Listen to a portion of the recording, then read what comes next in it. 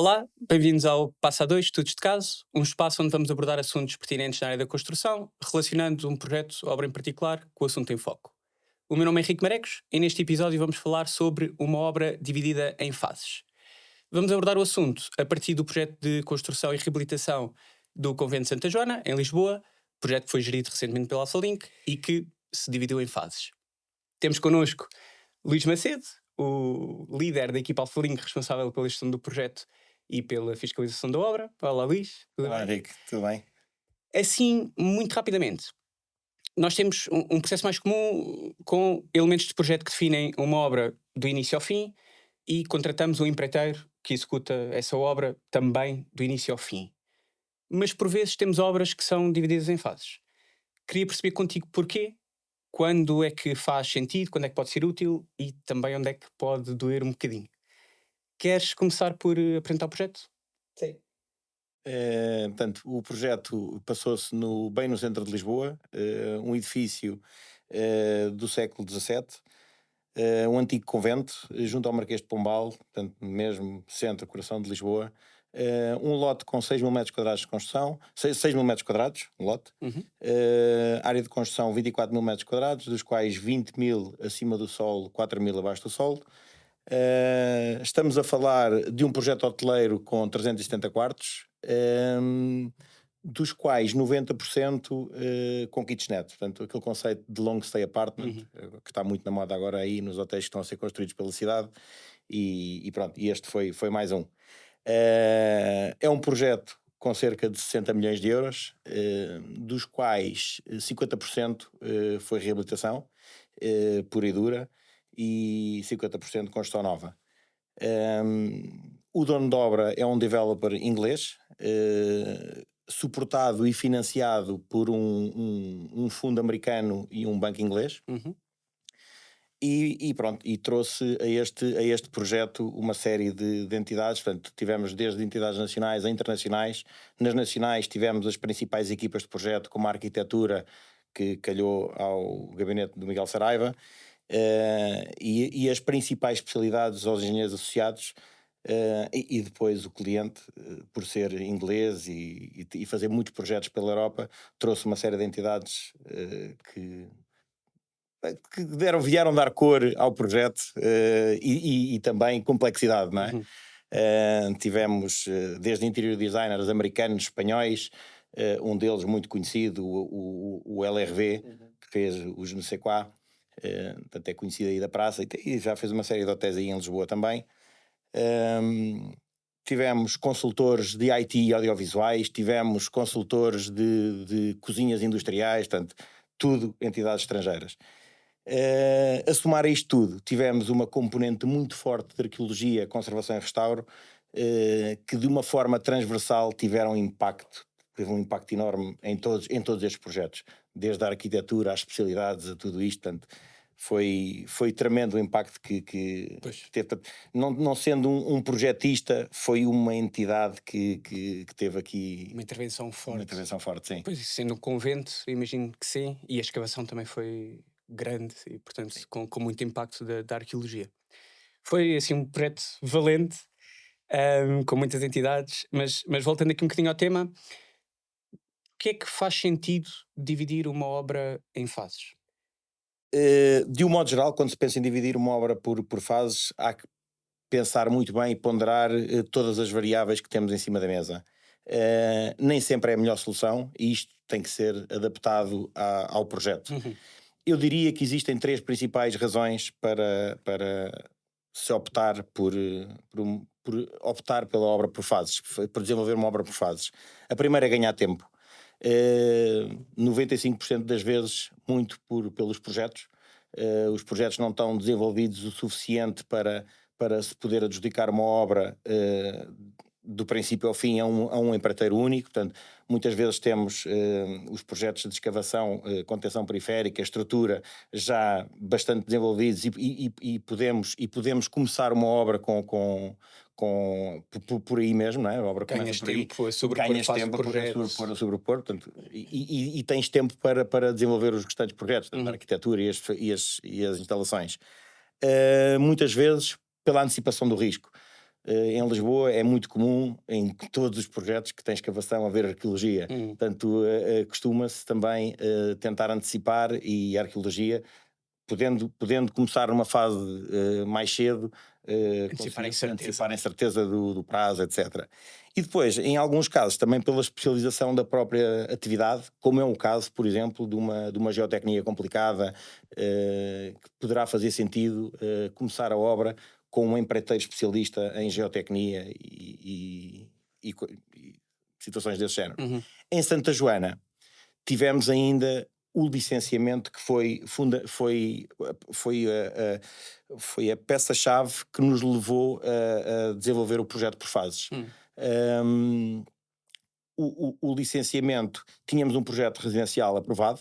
Quando o cliente, este developer inglês, comprou o projeto, tinha um projeto residencial aprovado, do qual levantou uma licença de construção, mas o objetivo dele era transformar isto num hotel. E houve necessidade de submeter um processo de alterações na Câmara, e como nós sabemos, há 6 anos atrás, portanto isto começou em 2019, há 6 anos atrás os processos de licenciamento demoravam eternidades. Nós estimávamos que fosse um processo que pudesse levar entre 6 meses a 1 ano. Assim aconteceu, pelo pior cenário, portanto foi exatamente 1 ano, e o cliente optou por criar uma fase 0. Fase 0 foi fazer umas pequenas demolições que eram comuns a ambos os projetos, ao projeto residencial e ao projeto hoteleiro, que era o que ele queria desenvolver, e essas pequenas demolições permitiram que a arqueologia andasse entretida, se assim o podemos dizer, portanto, pudesse desenvolver trabalho nos primeiros metros de escavação, da escavação geral Até para depois tornar a obra mais fluida. Claro, todos nós sabemos que a arqueologia tem um impacto enorme nas escavações. Quando o empreiteiro quer começar a escavar para fazer contenção periférica, tem a arqueologia que, em determinados casos, quando há achados arqueológicos ou quando o tipo de escavação a metodologia de escavação é diferente. A metodologia, a escavação em área, etc., tem um impacto enorme no prazo da empreitada. Portanto, e nós quisemos antecipar isso e criámos uma fase 0. Depois houve uma fase 1 que basicamente foi a contenção, a escavação com contenção periférica, foi as demolições com a contenção de fachada e a estrutura. Deixando para uma fase posterior, a fase 2, que consistiu nos acabamentos, instalações especiais e os arreios exteriores. Então, ainda nesta questão de uma obra por fases, se estivermos a falar de um fit-out de escritórios, como se faz muito, com uma fase de shell and core e depois a fase de fit-out, isto considera-se uma obra dividida em fases? Não, isso não é bem dividir uma obra em fases, mas sim 2 obras distintas, não é? Portanto, são 2 obras distintas que podem ter clientes diferentes. Sim. E são feitas em períodos diferentes. Portanto, um shell and core é um projeto.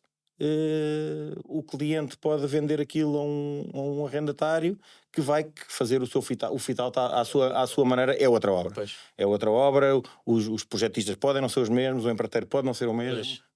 Na grande maior parte das vezes assim o é. Portanto. Pois, é capaz de ser um assunto interessante para um outro passo a 2, eventualmente. Já falaste um bocadinho assim sobre como é que o Santa Joana em particular foi dividida em fases. Tipicamente existem zonas do projeto onde faz sentido dividir, depende um bocadinho de cada projeto. Como é que vês isso?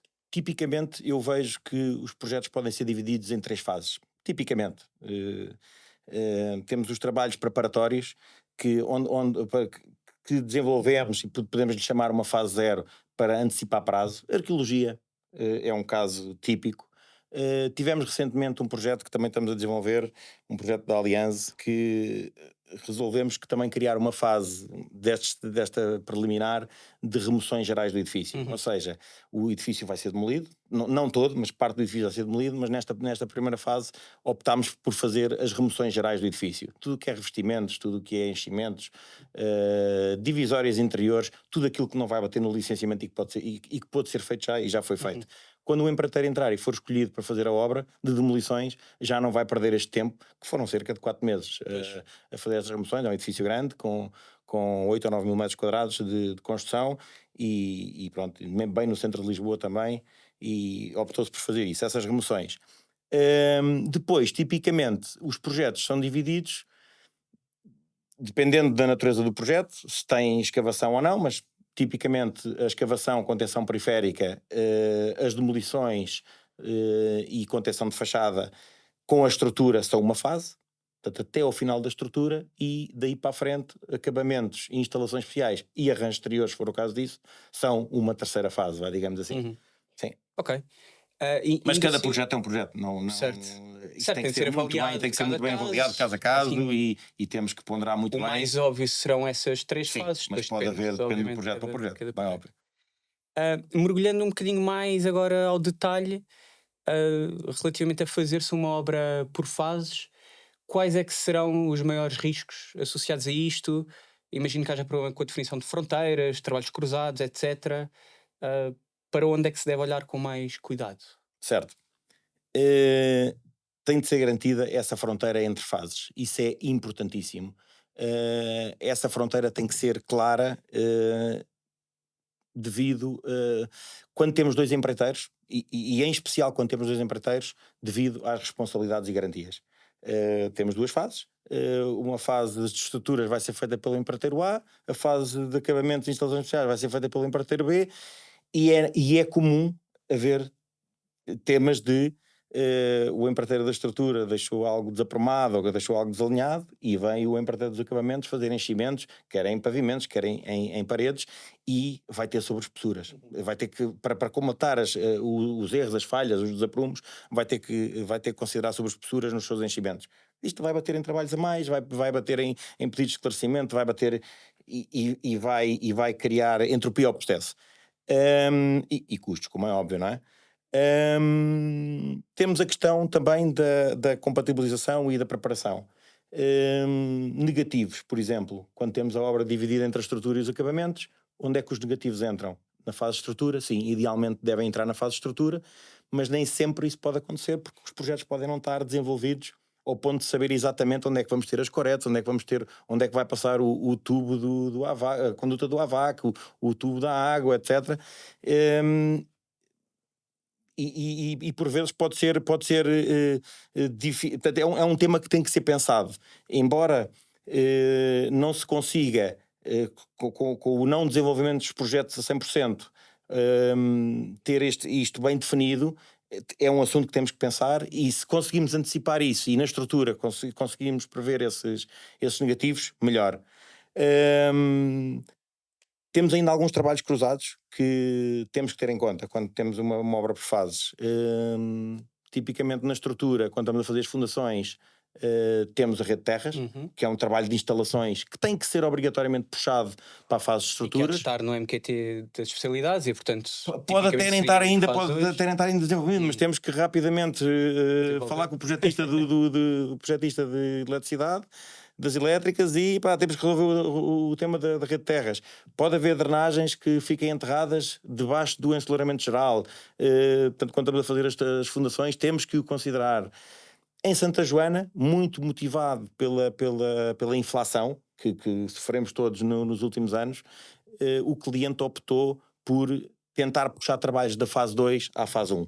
Portanto, contratá-los na fase 1, pagá-los na fase 1 para antecipar o risco da inflação. Acho que poupou algum dinheiro, porque a inflação veio sempre a subir ao longo da obra de Santa Joana, e ele conseguiu antecipar ali alguma coisa, como é o caso dos elevadores. Neste caso também, devido aos prazos que tínhamos de elevadores, também conseguimos antecipar a encomenda, e foi uma subempreitada que ficou resolvida mais cedo e pronto, e não comprometeu um prazo. Também há de existir assim problemas para se lidar com eles, não é? Relativamente a garantias, sei lá, passagem de estaleiro, como é que isso funciona? Imagino que não seja tão fácil assim um empreiteiro que venha numa fase subsequente aceitar perfeitamente o estaleiro que está montado, a grua, etc. Certo. Isso é uma coisa que tem que ser avaliada, obviamente connosco, gestores de projeto, como intermediários, mas tem que ser avaliada entre empreiteiros. Obviamente que se vamos ter empreiteiros diferentes e está um estaleiro montado com gruas, vamos pôr o caso de um gerador, vamos pôr outro tipo de equipamentos que sejam fixos e que já estejam a ser utilizados pelo empreiteiro da fase 1. E vamos ter um segundo empreiteiro da fase 2,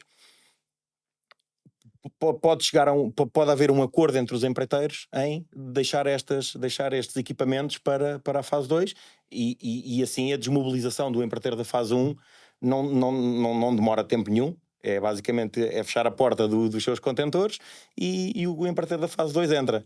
E isto, em termos de mobilização e desmobilização, poupa-se aqui tempo, não é? Mas é preciso haver acordo entre os empreiteiros. Tem uma série de questões depois relacionadas com responsabilidades. Uma grua, não é um equipamento de ter por casa, não é? Certo. Mas sim, mas é Certo. também um tema que, Pronto, então, deve ser pensado. pelo que percebi, uma das principais razões para se dividir uma obra em fases é ganhar tempo, mas ele encaixa aqui uma data de riscos e de assuntos para se resolver com a obra que, na verdade, podem fazer com que achávamos que íamos ter um tempo mais curto, mas a obra acaba por demorar mais tempo. Certo. Na divisão da obra por fases, procuramos antecipar tempo, procuramos antecipar atividades para ganhar tempo, é verdade. Mas nem sempre isso é assim tão linear. Podemos começar uma obra mais cedo, mas não necessariamente vamos acabar a obra mais cedo. Há que ter em atenção a sobreposição das fases. Se é possível ou não haver esta sobreposição. Há casos que nós já tivemos, como um caso que acho que foi apresentado aqui há pouco tempo também num Passo A2 do Novo Banco, onde tivemos vários empreiteiros em obra. Esse caso é ouro sobre azul, portanto, não há, mesmo que houvesse sobreposição, é outro caso. Tem mas características bem difíceis de se lidar com ele. Claro, mas em termos de sobreposição, os empreiteiros conseguem conviver no mesmo espaço e aquilo é mais ou menos fácil de gerir. Há obras em que é impossível haver há obras onde é impossível haver essa sobreposição de fases quando temos empreiteiros diferentes. Um empreiteiro tem que acabar a sua obra e vamos imaginar, está a fazer a estrutura e as fases estão divididas no final da estrutura, início dos acabamentos. O empreiteiro tem que sair e tem que entrar outro empreiteiro. Este empreiteiro só pode sair quando betonar a última laje. Tipicamente, quando se está a fazer esta estrutura, é normal, 3 ou 4 pisos abaixo, já haver trabalhos de instalações e de alvenarias e outros trabalhos que já podem acontecer que dizem respeito à segunda fase. Quando temos 2 empreiteiros, isso não é. Portanto, basicamente, caminhos que não eram críticos podem passar a ser. A laje do último piso passou a ser um caminho crítico, não é? E isso é preciso ter isso em atenção porque. É preciso ponderar muito bem. Por curiosidade, quem é que foram os empreiteiros nas diferentes fases aqui em Santa Joana? Portanto, em Santa Joana, na fase 0, tivemos a Teixeira Duarte a fazer as tais demolições. Eu, quando lhe chamei pequenas demolições, não foram assim tão pequenas, foram alguns edifícios bastante grandes, mas que tinham que ser demolidos tanto no cenário residencial como no cenário hoteleiro. E depois a Teixeira Duarte também foi convidada, como é óbvio, a fazer o concurso da fase 1. Não ganhou e adjudicámos a fase 1 ao consórcio Alves Ribeiro HCI, porque depois veio também a fazer a segunda fase. Sim. Em termos, já estamos a falar de empreiteiros, em termos de gestão comercial, também consigo perceber que pode ser relativamente difícil que um empreiteiro, ou seja, já temos um empreiteiro em obra e vamos fazer concurso para uma segunda fase. Será relativamente óbvio que é conveniente que, se tivermos um empreiteiro capaz de fazer uma segunda fase, mantê-lo, a partir é mais simples do que mudá-lo. Como é que se faz com que o concurso seja interessante para os outros empreiteiros e que não seja só uma questão de lá estão a pedir uma proposta só para fazer assim, uma pressão comercial sobre o empreiteiro que já lá está? Ou seja, como é que tornas isso interessante e justo? Certo. Idealmente, com projetos fechados e bem definidos, ter um empreiteiro do princípio ao fim é a situação ideal. Não foi o caso de Santa Joana, dividimos a obra em fases e tínhamos um empreiteiro, portanto, da fase principal, da fase de estruturas, tínhamos um empreiteiro portanto, com capacidade, um dos players do mercado com maior capacidade, o consórcio Alves Ribeiro HCI. Quando nós tivemos necessidade de lançar um concurso da fase 2, portanto, pós acabamento de instalações especiais, já tínhamos este empreiteiro a desenvolver o trabalho. Isto podia afugentar os empreiteiros que foram consultados para a fase 2. E eles, como tu disseste bem, podiam achar, estão a pedir-me preço só para inglês ver, como se costuma dizer. Mas não, nós não queremos colocar os empreiteiros a trabalhar para aquecer. Temos respeito pelos empreiteiros e E neste caso utilizámos um processo também para manter a pressão comercial e conseguir que os empreiteiros nos dessem preços. Utilizámos o nosso custo mais margem, o nosso modelo contratual de custo mais margem para fazer o RFP da fase 2. Esse modelo, neste caso, foi bastante simples, porque criámos portanto, tínhamos uma lista de trabalhos gerais, portanto, de encargos gerais de estaleiro, perfeitamente definida, com uma dúzia de artigos, todos muito claros e definidos. Criámos também um coeficiente K para a obtenção de preços novos. E ainda um MQT, portanto um mapa de quantidades relativamente pequeno, com também outra dúzia de artigos, com aqueles artigos gerais que se utilizam em todas as obras, mas para uso eventual. Portanto, e estes três pontos principais deste RFP não levaram mais do que 2-3 dias aos empreiteiros a poder pensar neles e dar uma proposta. Portanto, não foi um processo típico de concurso. Portanto, os empreiteiros, quando numa ação comercial, às vezes demoram 2-3 meses a dar uma proposta. Isto requer recursos, custa dinheiro e não vão receber por isso. Portanto, nós temos respeito pelos empreiteiros e entendemos que o processo de custo mais margem, o modelo contratual de custo mais margem, neste caso, seria para poder contratar um empreiteiro, seria o modelo certo. Assim fizemos. O consórcio HCI podia pensar, como já tinha a fase 1 na mão e que estava a desenvolvê-la, podia pensar, bem, agora vou-me esticar aqui nos preços, porque a obra é quase certa que é minha. Nós pusemos os empreiteiros todos em pé de igualdade, estávamos perfeitamente alinhados com o cliente, que se tivéssemos preços competitivos, iríamos adjudicar, mudava-se de empreiteiro e não sobrepunhamos as fases, porque não era possível sobrepor as fases, portanto, iríamos ter essa perda. Mas felizmente a HCI Alves Ribeiro tiveram uma proposta competitiva, não só competitiva como a melhor proposta, e correu tudo pelo melhor. Mantivemos o empreiteiro, que desenvolveu também a fase 2. É giro ver assim o modelo contratual a ser usado como ferramenta. Nós temos uma série de vídeos sobre modelos contratuais, não no Passa 2, mas no Pronto ao GP, e é giro vê-lo em ação. Boa, há aqui assim, uma data de assuntos importantes que, sem ter em conta, quando nos atiramos para dividir a obra por fases, se houvesse assim uma nota, uma recomendação que quisesses deixar para quem está a pensar dividir uma obra em fases, o que é que seria? Isto de dividir uma obra por fases é uma ferramenta muito comum e que utilizamos bastantes vezes nos nossos projetos. Diria que 95% das vezes para ganhar tempo. No entanto, é preciso ponderar e analisar muito bem, porque não se adapta a todos os projetos e, sendo uma ferramenta, sendo um modelo utilizado no projeto errado, pode ter consequências para o projeto que são irreversíveis. Portanto, é preciso pensar muito bem, e quando se toma a decisão de dividir uma obra por fases, essa decisão tem que ser bem tomada e para não correr esse risco. Ok, boa, obrigado pela partilha de experiência. Espero que tenha sido útil para quem está a pensar entrar numa coisa destas, ou para quem quer ter alguma experiência deste tipo. Foi o Passa 2, Estudos de Caso, uma obra dividida em fases.